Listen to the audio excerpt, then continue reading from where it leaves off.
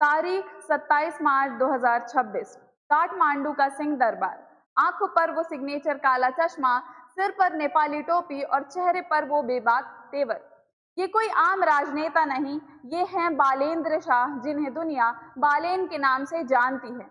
एक ऐसा लड़का जिसने महज 35 साल की उम्र में नेपाल की सत्ता का वो किला ढहा दिया जहां सालों से दिग्गज जमे हुए थे। उन्होंने 2022 में काठमांडू के मेयर के रूप में एक आजाद उम्मीदवार के तौर पर जीत हासिल की थी। उनका मेयर बनना नेपाल की पुरानी पार्टियों के लिए एक बड़ा झटका था। एक रैपर, एक इंजीनियर और आज नेपाल का प्रधानमंत्री।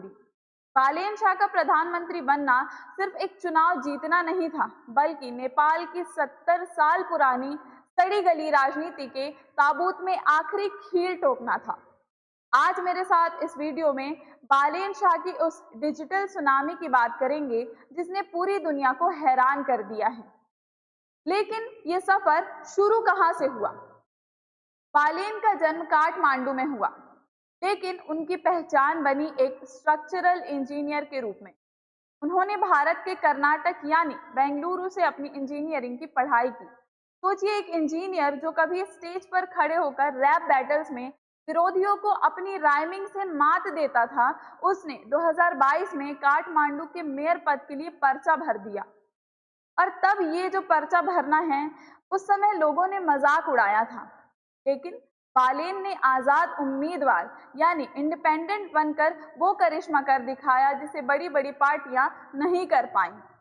मेयर के तौर पर उनके बुलडोजर और डिजिटल गवर्नेंस ने उन्हें घर घर का हीरो बना दिया और आज वही 35 साल का युवा देश की सबसे बड़ी कुर्सी पर बैठा हुआ है। बालेन शाह आखिर प्रधानमंत्री बने कैसे? इसका जवाब है सितंबर 2025 की जेनजी रेवोल्यूशन यानी उस क्रांति में। नेपाल के युवाओं ने सड़कों पर उतरकर साफ कह दिया था कि उन्हें अब वो पुराने चेहरे नहीं चाहिए जो सालों से देश को दीमक की तरह खा रहे हैं। बालेन ने अपनी पार्टी राष्ट्रीय स्वतंत्रता पार्टी यानी आरएसपी के साथ इस गुस्से को एक विजन में बदला और 2026 के चुनावों में 2/3 बहुमत हासिल किया। फायदा, पहली बार नेपाल में पढ़े लिखे लोगों की सरकार आई है। बालेन ने अपने कैबिनेट में हार्वर्ड से पढ़े एक्सपर्ट्स को तक जगह दी है। उन्होंने आते ही स्टूडेंट्स पॉलिटिक्स पर बैन लगाया है और सरकारी दफ्तरों से पॉलिटिकल दलाली खत्म कर दी है और कहा कि किसी यूनिवर्सिटी में यानी जितनी भी यूनिवर्सिटी है वो केवल पढ़ने के लिए है, झंडा धोने के लिए नहीं है। जिनको राजनीति करनी है वो रास्ते पर आए, कैंपस के अंदर सिर्फ किताबें होंगी। अगर कोई नेता बनने की कोशिश करेगा तो उसका करियर वहीं खत्म कर दिया जाएगा। ऐसा कहते हुए उनका मानना है कि छात्र अपने स्किल्स और करियर पर ज्यादा ध्यान दें, क्योंकि यूनिवर्सिटीज पढ़ने के लिए है, पार्टी की आइडियोलॉजी के लिए नहीं है। लेकिन छात्रों को राजनीति से दूर रखना नुकसान भी झेलना पड़ सकता है और जो आलोचक हैं उनका यह भी कहना है कि यह लोकतंत्र की हत्या है, क्योंकि छात्र राजनीति से ही नए नेता निकलते हैं। स्टूडेंट पॉलिटिक्स नए जो विद्यार्थी हैं उनको पॉलिटिक्स में डालती है।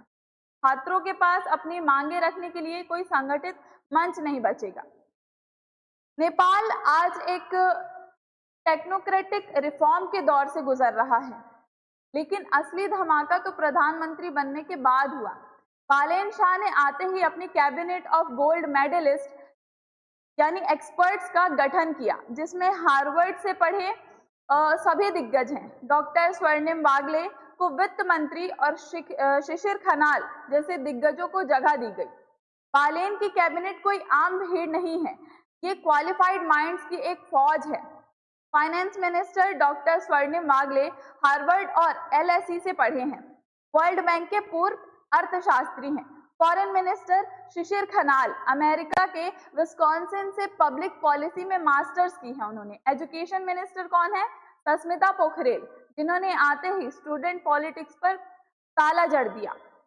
यहाँ मंत्री बनने के लिए जेल जाना जरूरी नहीं है, बल्कि डिग्री और डिटर्मिनेशन जरूरी है। बालेन का सिंपल फंडा है, अगर बीमार हो तो डॉक्टर के पास जाओ और अगर देश चलाना है तो एक्सपर्ट्स के पास। लेकिन दोस्तों, यहाँ से कहानी का दूसरा और डार्क हिस्सा शुरू हो जाता है। बालेन शाह जितने अपने काम के लिए जाने जाते हैं, उतने ही अपने भारत विरोधी रुख यानी एंटी इंडिया स्टैंस के लिए भी जाने जाते हैं। उन्होंने अपने आधिकारिक दफ्तर में ग्रेटर नेपाल का नक्शा लगाया है, जिसमें भारत के बनारस, बलिया और पीलीभीत जैसे शहरों को नेपाल का हिस्सा दिखाया गया है। ये सीधे तौर पर भारत की संप्रभुता को चुनौती है। इतना ही नहीं, आदि पुरुष फिल्म के समय उन्होंने जिस तरह का स्टैंड लिया और भारत के लिए कड़वे शब्दों का इस्तेमाल किया, उसने सदियों पुरानी रोटी बेटी के रिश्तों में कड़वाहट ला दी। उनका ये विवादित बयान कि अगर मेरी गाड़ी रोकी गई तो मैं पीएम ऑफिस को आग लगा दूंगा, उनकी तानाशाही सोच को दर्शाता है। बालेन अक्सर कट्टर राष्ट्रवाद का कार्ड खेलकर भारत की आलोचना करते नजर आए हैं, जो शायद आने वाले समय में नेपाल को अंतर्राष्ट्रीय स्तर पर अकेला कर सकता है। तो क्या बालेन शाह नेपाल के लिए मसीहा है या एक सोशल मीडिया डिक्टेटर? क्या उनकी इंजीनियरिंग वाली राजनीति नेपाल का भला करेगी या पड़ोसियों से दुश्मनी लेकर उसे गर्त में ले जाएगी? बालेन ने सिस्टम को हिलाया जरूर है, लेकिन लोकतंत्र सिर्फ गुस्से से नहीं, संतुलन और कूटनीति से चलता है। आपको क्या लगता है, क्या बालेन शाह का ये अहंकारी अंदाज सही है? अपनी राय हमें कमेंट्स में जरूर दीजिएगा। मैं हूं ताहिरा, मिलते हैं अगले वीडियो में। चैनल को सब्सक्राइब करना ना भूलें।